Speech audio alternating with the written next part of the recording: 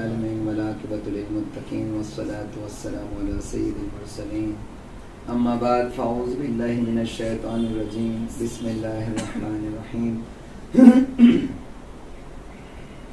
الحمد للہ رب العالمین صدق اللہ العظیم الصلاة والسلام علیک یا رسول اللہ الصلاة والسلام علیک یا حبیب اللہ الصلاة والسلام علیک یا نبی اللہ وعلی آلک واصحابک یا نور اللہ صلی اللہ تعالی علیہ وسلم۔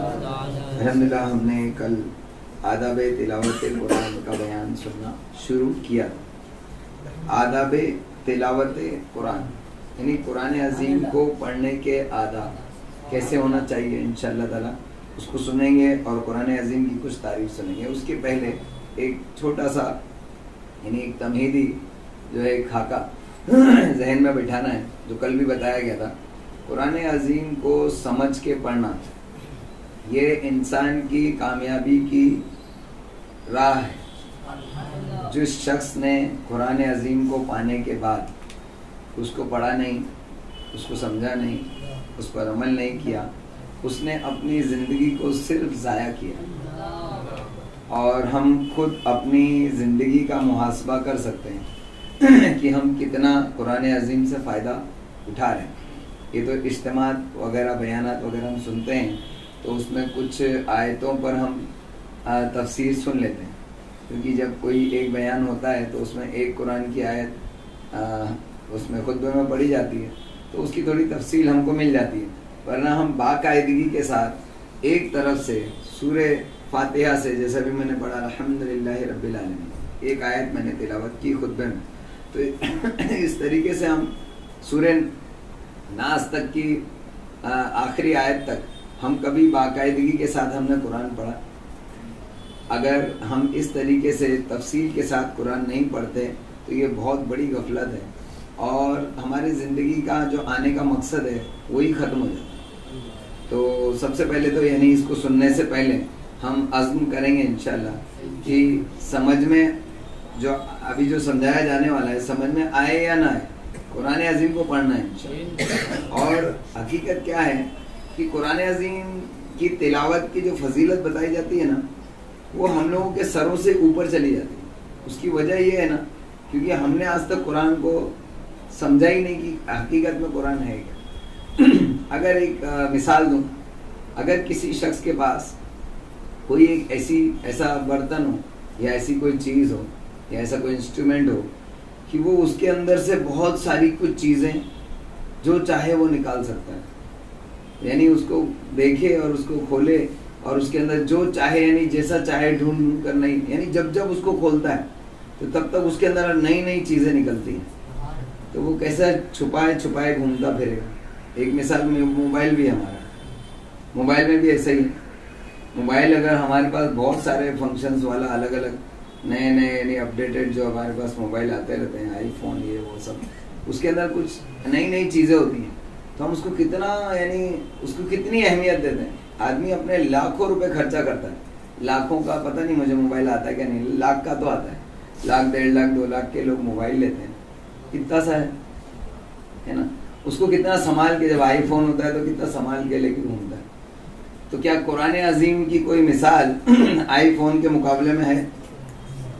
تو آئی فون تو آپ دن رات لے کے گھومتے رہتے ہو ہے نا، اور اس کو ایسے دکھاتے پھرتے ہو۔ دو چیزیں، ایک تو اس کو لے کے پھرتے ہو کہ جیسے کہ بہت بڑا خزانہ تمہارے پاس ہے، اس کی حفاظت بھی ایسی کرتے ہو جیسے بہت بڑا خزانہ، اور اس کو دکھاتے بھی پھرتے ہو یعنی اپنی شان بگاڑنے کے لیے۔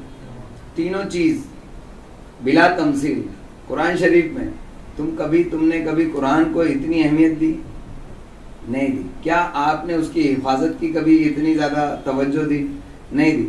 کیا تم قرآن کے پڑھنے والے اور ماننے والے ہو اس میں کبھی اتنا فخر محسوس کیا جیسے آئی فون کے صاحب آئی فون ہونے کے بعد آپ جو فخر محسوس کرتے ہو، ایسا آپ صاحب قرآن ہونے کے بعد یعنی اس میں سے قرآن سے تم کو حصہ ملا، اس کے ماننے والوں کو بھی فخر محسوس کیا ہے نا؟ مثال فٹ بیٹھتی ہے نا، ہے نا. تو ہم نے کبھی قرآن عظیم کو سمجھا نہیں حقیقت میں کہ قرآن عظیم ہے کیا, اور جنہوں نے سمجھ لیا کہ قرآن کیا ہے تو وہ قرآن ہی میں مستقر کر دو. قرآن کیا ہے وہ حضرت عثمان غنی سے پوچھو, غوث پاک سے پوچھو, غریب نواز سے پوچھو, اعلیٰ حضرت سے پوچھو. اعلیٰ حضرت سے پوچھا گیا کہ حضرت آپ کا یہ آپ نے جو علم حاصل کیا آخر کہاں سے سیکھا, اور یہ جو آپ نے حضور صلی اللہ تعالی علیہ وسلم کی بے مثال نعت گوئی آپ جو کرتے ہو یہ آپ نے کہاں سے سیکھا؟ تو کہتے ہیں میں نے قرآن سے سیکھا. یہ اعلیٰ حضرت کا علم ہے, علم لدنی تھا ان کو, یعنی ظاہری طور پر اعلیٰ حضرت جو ہے کسی دارالعلوم میں نہیں پڑھے, اپنے والد اور اپنے آس پاس کے جو اساتذہ تھے انہی سے انہوں نے جو بنیادی تعلیمات حاصل کی, اس کے بعد اتنا علم حاصل کر لیا. اس کی وجہ لوگوں نے پوچھی تو کہا میں نے قرآن سے سیکھا. تو اعلیٰ حضرت قرآن کو, احمد رضا قرآن کو سیکھ کے اعلیٰ حضرت بن گئے, ہے نا. تو ہم اعلیٰ حضرت کے چاہنے والے قرآن کو کیوں چھوڑے بیٹھے ہیں, ہے نا. تو انشاءاللہ تعالیٰ اس کی کچھ فضیلتیں سماعت کریں گے انشاءاللہ. امام غزالی رحمۃ اللہ علیہ قرآن عظیم کے بارے میں ارشاد فرماتے ہیں ہر قسم کی حمد و ثنا اللہ تعالیٰ کے لیے ہے جس نے اپنے نبی مرسل اور اپنی کتاب منزل جس کے پاس آگے یا پیچھے سے باطل نہیں آ سکتا, یعنی اس میں کوئی شک نہیں ہے اور اس میں کہیں سے کوئی غلط بات شامل نہیں ہو سکتی جس قرآن میں, اور وہ حکمت والے تعریف والے کی طرف سے اتاری گئی کتاب ہے. اس کے ذریعے بندوں پر اللہ تبارک تعالیٰ نے احسان فرمایا, احسان فرمایا اللہ تعالیٰ نے. اور ہم کتنا احسان مانتے ہیں کہ ہم نے گھر کے ایک اونچے سے کانچ کے اوپر قرآن شریف رکھ دیا جس کو ہم اٹھا کے کبھی پڑھتے نہیں. یہاں تک کہ غور و فکر کرنے والوں کے لیے اس قرآن پاک کے واقعات اور خبروں پر قیاس کا طریقہ وسیع ہوا. اسی سے انہوں نے سب کچھ کھوجا اور اس کے ذریعے سیدھے راستے پر چلنا واضح ہو گیا, ظاہر ہو گیا کہ سیدھا راستہ حقیقت میں ہے کیا, کیونکہ اس میں احکام کو تفصیل سے بیان کیا گیا ہے اور حلال حرام کے درمیان فرق کر کے بتایا گیا ہے. وہ روشنی اور نور ہے, قرآن جو ہے روشنی ہے, نور ہے. اس کے ذریعے دھوکے سے نجات ملتی ہے, انسان کبھی دھوکہ نہیں کھاتا اگر قرآن عظیم پڑھتا رہے. اور اس میں سینوں کی بیماریوں سے شفا ہے. جو متکبر اس کا مخالف ہوا, یعنی جو تکبر گھمنڈ کرنے والا اس قرآن عظیم کے خلاف ہوا, اللہ تعالیٰ اسے توڑ دیتا ہے. اس کو اللہ تعالیٰ نے توڑ دیا. فرعون, نمرود, قارون, حامان, یہ کتنے بڑے بڑے نام ہیں, لیکن ان کو اللہ تبارک تعالیٰ نے ایسا مٹا دیا کہ مٹنے والوں میں ان کا نام ہوا کہ یہ بھی تھے دنیا میں شہ سوار اور نہ جانے کیا کیا بنے گھومتے تھے, لیکن اللہ تبارک تعالیٰ نے ان کو دکھا دیا کہ ان کی اوقات کیا ہے نا. تو جو قرآن کے خلاف ہوا اللہ تعالیٰ نے اسے توڑ دیا. اور جو شخص اس کے غیر میں علم تلاش کرے, یہ امپورٹنٹ چیز ہے ہمارے لیے, جو شخص قرآن کے علاوہ قرآن کے غیر میں اگر علم تلاش کرے اللہ تعالیٰ اسے گمراہ کرتا ہے. بڑی پوائنٹ کی چیز ہے, لیکن اس پر جو میرا کنکلوژن ہے میں نہیں بولوں گا کیونکہ نہیں تو پھر معاملہ بات الگ ہو جاتی ہے. وہ اللہ تعالیٰ کی مضبوط رسی ہے اور واضح نور ہے, مضبوط اور مکمل سہارا ہے. وہ قلیل اور کثیر یعنی زیادہ اور کم, اور صغیر اور کبیر یعنی چھوٹے اور بڑے سب چیز کو گھیرے ہوئے. اس میں آیت ہے تبیانا لکل شیء, یعنی یہ وہ کتاب ہے کہ جس میں ہر چیز کا مفصل بیان موجود ہے. اس کے عجائبات ختم نہیں ہوتے. اہل علم کے نزدیک اس کے فائدے کو کوئی حد گھیر نہیں سکتی. قرآن عظیم کا جو فائدہ ہے اس کی کوئی حد بیان نہیں کر سکتا, اور تلاوت کرنے والوں کے بار بار تلاوت کرنے سے وہ کبھی پرانا نہیں ہوتا. اس نے پہلوں اور پچھلوں کو ہدایت دی, اور جب جنوں نے اسے پڑھا تو وہ فوراً اپنی قوم کو ڈرانے کے لیے اپنی قوم میں واپس ہوئے, اور انہوں نے کہا بے شک ہم نے عجیب قرآن سنا جو ہدایت کی طرف بلاتا ہے, بس ہم اس پر ایمان لائے اور ہم ہرگز اپنے رب کے ساتھ کسی کو شریک نہیں ٹھہرائیں گے. یہ آیت پڑھنے سے نا یعنی جب جب پڑھتے ہیں نا تو ایک الگ چیز ملے گی تم کو. قرآن عظیم کی آیات کا یہ کمال ہے کہ آپ جب جب الگ الگ موڈ میں اس کو پڑھو گے نا اس سے نا الگ الگ ظہور نکل کے ملتے ہیں. یہ آیت پڑھنے سے سمجھ میں آتا ہے کہ جنہوں نے جب یہ آیتیں سنی تو انہوں نے شرک سے توبہ کر لی. تو اگر جیسا قرآن میں موجود ہے ایسا ایز اٹ از سمپل طریقے سے بغیر کسی زور زبردستی کے اگر ہم قرآن کو نا آج غیر مسلموں کے سامنے رکھ دیں نا تو ان کو کوئی ہچکچاہٹ نہیں ہوگی اس کو ایکسیپٹ کرنے. لیکن کیونکہ ہم مسلمان ہیں تو ہم اپنے آپ کو قرآن والا کہہ کر اور جتاتے ہیں کہ دیکھو تمہارے پاس قرآن نہیں ہے ہمارے پاس قرآن ہے. اور جب اس طریقے سے جتا کر تم کسی کو بولو گے تو اس سے چڑ لگتی ہے, سامنے والے کو آر محسوس ہوتی ہے, تو پھر وہ اس کا جو ہے مطابقت نہیں کرے گا بلکہ مخالفت کرتا ہے. تو ہم لوگوں نے آج تک یہی کیا ہے, قرآن شریف کو جو ہے نا سمپلی لوگوں کے سامنے نہیں رکھا. اگر ہم ہندی کے اندر اس کی جو قرآن کی آیات ہیں سمپل طریقے سے لوگوں کے سامنے رکھ دیں تو بہت زیادہ ممکن ہے کہ کچھ لوگوں کو چھوڑ کر اکثر و بیشتر لوگ ایمان لائیں گے, کیونکہ یہ خود قرآن کا ہی کمال ہے. اس میں ہمارا کمال نہیں ہے. ہمارا کمال اس میں ہے کہ ہم اس کو اچھی طریقے سے رکھ بھر دیں, لوگوں کے سامنے خالی رکھ دیں. پتہ ہے حضور صلی اللہ تعالیٰ علیہ وسلم قرآن کی آیات لوگوں کو بیان کر کر سنا دیتے ہیں. جیسے مکہ کی گلیوں کے اندر, مدینے کی گلیوں کے اندر حضور علیہ الصلوۃ والسلام کسی پیڑ کے نیچے کھڑے ہیں اور قرآن کی آیات لوگوں کو بیان کر کر سنا رہے ہیں, تو جو غیر مسلم آ کر کھڑے ہو جاتے تھے سننے کے لیے, تو سنتے تھے اور ایمان لے آتے تھے. سمپل طور سے سرکار علیہ الصلوۃ والسلام رکھ دیتے کہ تمہارے رب نے ایسا فرمایا, تمہارا رب یہ فرماتا ہے, میں تمہارے رب کا رسول ہوں. اس طریقے سے سرکار علیہ الصلوۃ والسلام پیش کر دیتے تھے. یہاں تک کہ کچھ کافر جو تھے نا, سن رہے نا دھیان سے, کچھ کافر تھے, یہ مکے کا میں اس وقت کا جو ماحول تھا نا اس کو پکچرائز کر رہا ہوں.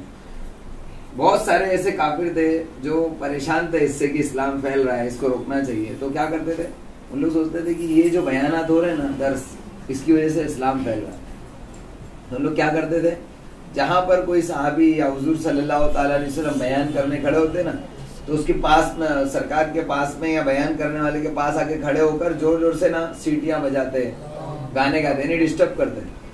آج وہ گانے اور وہ سیٹیاں ہم خود بجائیں, اور قرآن ہمارے گھروں میں بند رکھا ہوا ہے.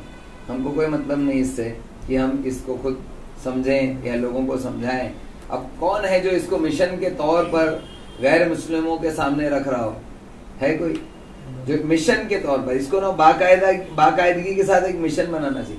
آج ہم اپنے ہی لوگوں کو, مسلمانوں ہی کی اصلاح میں پریشان ہیں کہ مسلمان خود سدھر جائے تو بہت بڑی بات. غیر مسلموں تک اسلام پہنچانا یہ دور کی کوڑی ہے. ہم خود مسلمان ہی سدھر جائے گی جس نے مانا ہے کہ ہاں اللہ ہے, اس کے رسول صلی اللہ تعالیٰ علیہ وسلم ہے اور قرآن جو اللہ کا کلام ہے مانتے ہیں, اس کے باوجود بھی قرآن کی نہیں مانتے. قرآن کو مانتے ہیں لیکن قرآن کی نہیں مانتے.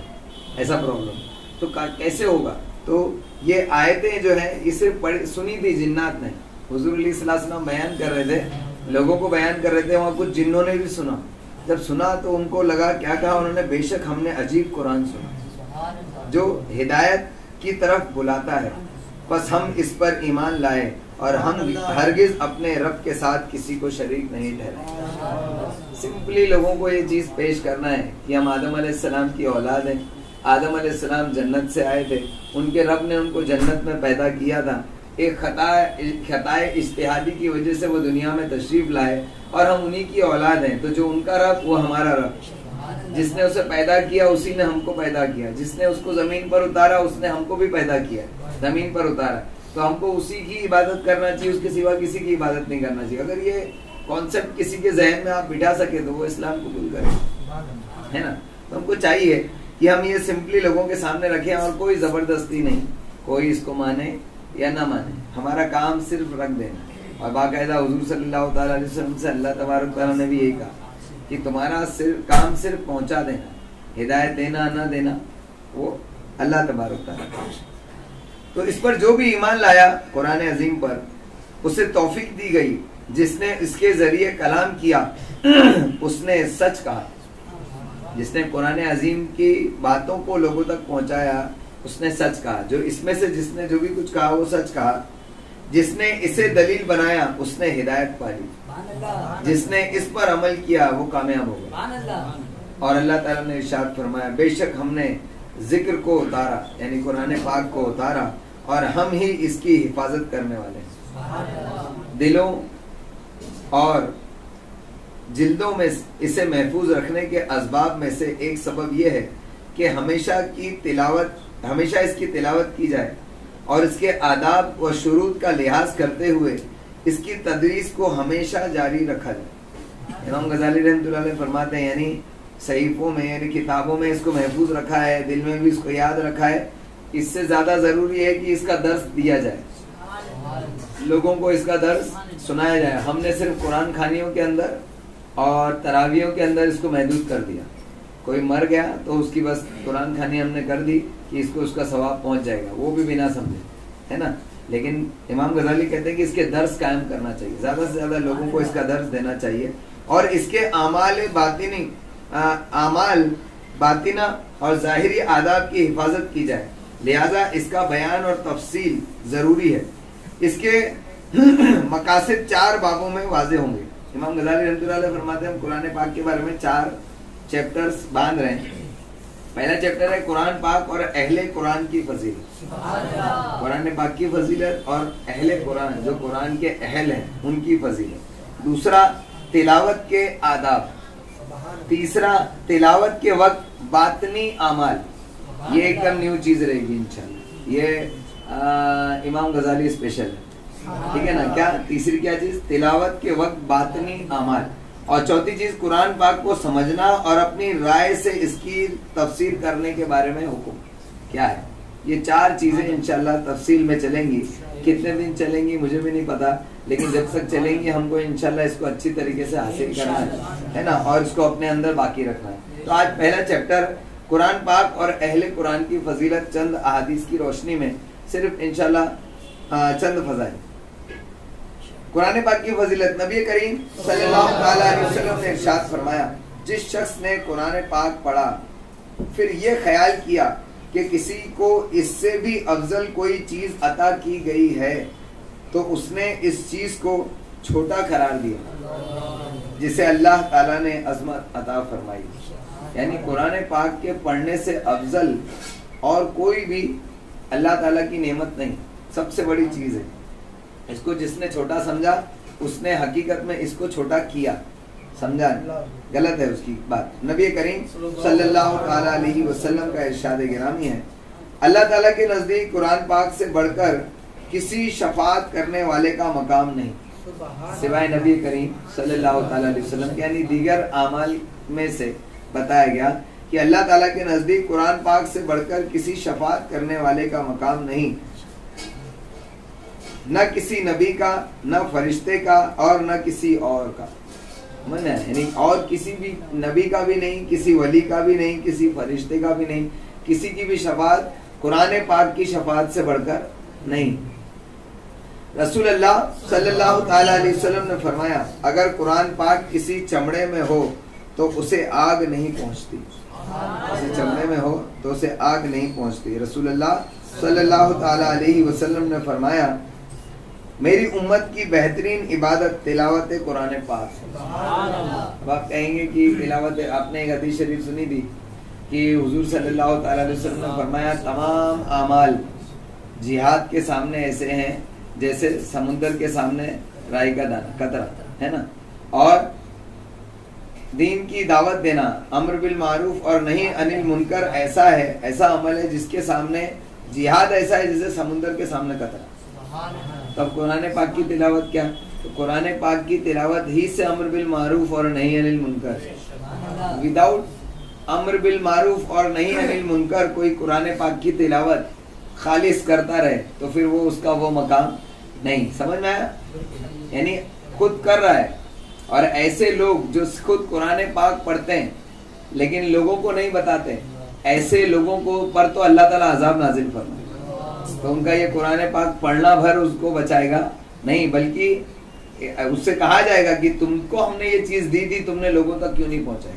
تو امر بالمعروف بھی قرآن عظیم کے ذریعے ہی ممکن ہے۔ رسول اللہ صلی اللہ تعالی علیہ وسلم نے فرمایا बेशक अल्लाह ताला ने मखलूक को पैदा करने से 1000 साल पहले सूरह ताहा और सूरह यासीन पढ़ी। 1000 साल, यानी अभी लोग पैदा भी नहीं हुए थे, तो अल्लाह ताला ने उससे भी 1000 साल पहले सूरह यासीन और सूरह ताहा पढ़ी। जब फरिश्तों ने कुरान पाक सुना तो कहा, इस उम्मत को मुबारक हो जिन पर ये कुरान नाजिल होगा। उस उम्मत को मुबारक हो जिस पर ये कुरान नाजिल होगा। वो सीने मुबारकबाद के मुस्तहिक हैं जो इसे उठाएंगे। इस कुरान को याद करेंगे, वो सीने मुबारकबाद के लायक हैं। और उन जवानों को मुबारक हो जिन पर ये जारी होगा। कितनी मुबारकें हैं। एक हमारी पैदा होने के भी 1000 साल पहले फरिश्तों ने दी थी, लेकिन आज हमारे घर में है, लेकिन हम पढ़ रहे हैं क्या? यानी हम इसको एक्चुअली वजह यह है कि हम इसको समझे नहीं। ये जो है ना, इसको हम समझे नहीं। और ये अभी हम लोगों के लिए ना बहुत दूर की कौड़ी। जब तक आप इसको पढ़ना शुरू नहीं करोगे, क्या होता है, कोई भी अमल, जैसे नमाजी है, हम नमाज के बारे में हमने बहुत सारी हदीस सुनी है, इसलिए उसको ज़रूरी समझते हैं। अब वो तो इमाम गजाली का फैज़ है कि हमने उसके जो खुशू और खुजू के ताल्लुक से सुन लिया, इसके लिए अब उसके मुताबिक थोड़ा अमल करते हैं तो हमको उसकी लज्जत भी हासिल हो गई। वरना अक्सर व बेशतर लोग जो नमाज पढ़ रहे हैं बगैर खुशू और खुजू के, ऐसे ही कुरान पाक भी लोग पढ़ रहे हैं बगैर खुशू और खुजू के, तो उनको उसकी हकीकत समझ में नहीं आती। अब जो लज्जतों के साथ पढ़ रहा है, ऐसे कितने लोगों ने मुझसे कहा कि जब से हमने खुशी और खुजू का टॉपिक सुना, उसके बाद से हमारी नमाज में बहुत डिफरेंस आया। तो ऐसे ही कुरान पाक के अंदर भी खुशी और खुजू जब लाओगे ना, तो डिफरेंस आएगा। और ऐसा डिफरेंस आएगा कि आपको मजा आएगा इंशाअल्लाह। कि लोग जो है किताबें पढ़ते हैं नींद आने के लिए, लेकिन आप कुरान पाक पढ़ोगे तो आपकी नींद उड़ जाएगी इंशाअल्लाह। रसूलुल्लाह सल्लल्लाहु अलैहि वसल्लम ने फरमाया, तुम में से बेहतरीन इंसान वो है जो कुरान सीखे और दूसरों को सिखाए। तुम में बेहतरीन इंसान है जो कुरान सीखे और सिखाए। नबी करीम सल्लल्लाहु अलैहि वसल्लम ने इरशाद फरमाया, अल्लाह ताला इरशाद फरमाता है कि जिस शख्स को कुरान पाक की किरत मुझसे दुआ मांगने और सवाल करने से रोक दे, तो मैं उसे शुक्र करने वालों का अफजल सवाब अता करता हूँ। यानी ऐसे लोगों को अल्लाह ताला शुक्र करने वालों में लिखता है और उनका बेहतरीन सवाब अता करता है। ये चीज शायद आपकी समझ में नहीं आई। बेहतरीन शुक्र करने वालों का बेहतरीन सवाब अता फरमाता हूँ कि जिसको कुरान पाक के पढ़ने ने दुआ मांगने से रोका। यानी दुआ मांगना है, लेकिन अब कुरान पाक पढ़ रहा है तो दुआ को बाद में, पहले पढ़ तो लूँ कुरान। तो अगर किसी ने दुआ को मुअख्खर किया कुरान पाक को पढ़ने की वजह से, तो अल्लाह तबारक ताला उसको बेहतरीन शुक्रगुजारों में लिखता है। रसूलुल्लाह सल्लल्लाहु अलैहि वसल्लम ने फरमाया, 3 आदमी ऐसे हैं कि कयामत के दिन सियाह कस्तूरी के टीले पर होंगे। सियाह कस्तूरी के टीले पर होंगे, ना उन्हें वहशत होगी ना उनका हिसाब किताब होगा। वहशत भी नहीं होगी और हिसाब किताब होगा ही नहीं, हत्ता के लोगों के हिसाब से फरागत हो जाए, तब तक ये उस कस्तूरी के टीले पर होंगे। वो शख्स ये कौन 3 लोग हैं? पहला वो शख्स जिसने अल्लाह ताला की रजा के लिए कुरान पाक और वो पढ़ा, और वो शख्स जिसने कुरान पाक के साथ इमामत करवाई, कुरान पाक के साथ इमामत करवाई और लोग उस पर राजी भी हों। ये दूसरा है। यानी कुरान पाक पढ़कर लोगों की इमामत की, ये मुराद खाली सिर्फ नमाज की इमामत नहीं है, कुरान पाक सिखाने में लोगों की इमामत की है ना। वही है तुम्हारे जमाने का इमाम बरहक जो तुम्हें हर चीज से आगाह करे। ये अल्लामा इकबाल का शेर है। आगे का जो मिसरा है ना बहुत जबरदस्त है ना, तो लेकिन मुझे याद नहीं है ना। तो फरमाते कि जो कुरान पाक के साथ लोगों की इमामत करे, अल्लाह तबारक तआला उसको भी कस्तूरी के टीले पर रखेगा। और पहला कौन सा था? जो शख्स अल्लाह ताला की रजा के लिए कुरान पाक पढ़े। तीसरा, इसमें हदीस में सिर्फ ये 2 ही दिए और स्टार्ट में बताया 3, तो किसी और हदीस में ये तीसरी शख्स के बारे में था, तो जो साहिब किताब है उन्होंने इसको लिखा।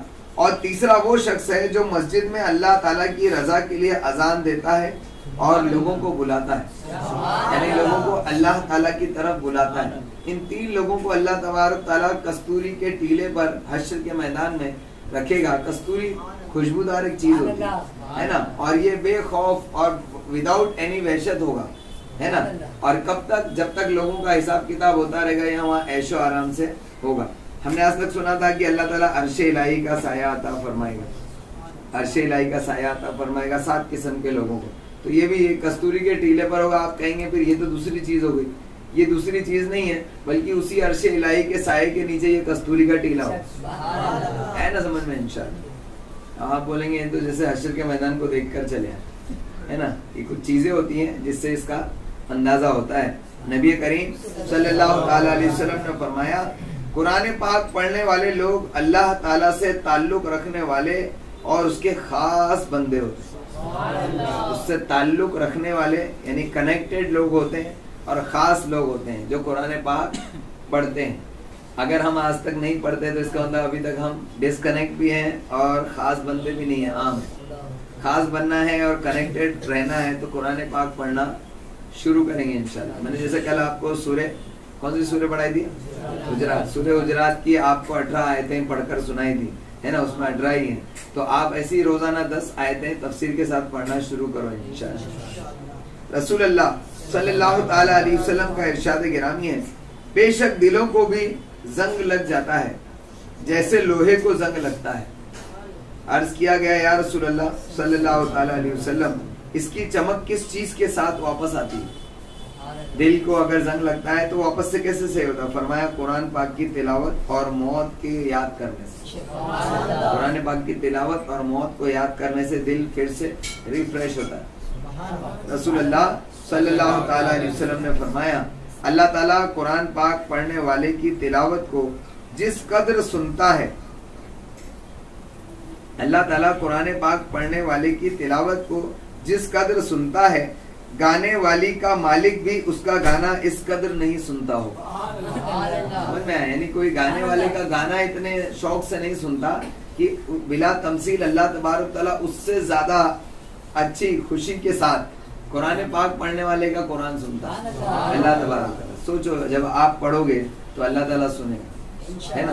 فرمایا گیا کہ جس شخص کو چاہیے کہ وہ اللہ سے کلام کرنا چاہتا ہے تو وہ نماز پڑھے, اور جو اللہ تبارک تعالیٰ کا کلام سننا چاہتا ہے تو وہ قرآن پاک پڑھے, ہے نا. نماز پڑھے اور قرآن پاک پڑھے. تو ہم کو چاہیے کہ ہم اللہ تعالیٰ سے اگر کنیکٹڈ رہنا چاہتے ہیں تو نماز اور قرآن پاک کی تلاوت یہ ضرور کریں انشاءاللہ. اللہ تبارک تعالیٰ نے قرآن عظیم میں ارشاد فرمایا الا بذکر اللہ تطمئن القلوب. یہ آیت میں خطبہ میں پڑھنے والا تھا, یاد نہیں آئی تو میں نے الحمدللہ رب العالمین پڑھا. الا بذکر اللہ تطمئن القلوب, یعنی بے شک دلوں کا چین اللہ کی عبادت میں, یعنی اللہ تعالیٰ کی عبادت ہی میں, اللہ تعالیٰ کے ذکر ہی میں دلوں کا چین ہے. کثرت سے اللہ تعالیٰ کا ذکر کرو, قرآن پاک کی تلاوت کرو, اللہ تبارک تعالیٰ سکون اور چین کی زندگی عطا فرمائے گا انشاءاللہ تعالیٰ. کل ہم اقوال صحابہ اور تابعین قرآن پاک کے تعلق سے سماعت کریں گے. اس میں کیا فرق آئے گا؟ جب ہم نے یہ حدیث سے فضیلت سن لی تو اب اقوال صحابہ اور تابعین سے ہم کو کیا پتہ چلے گا؟ اب آپ کو یہ بتاؤں, سمجھنے والی چیز ہے.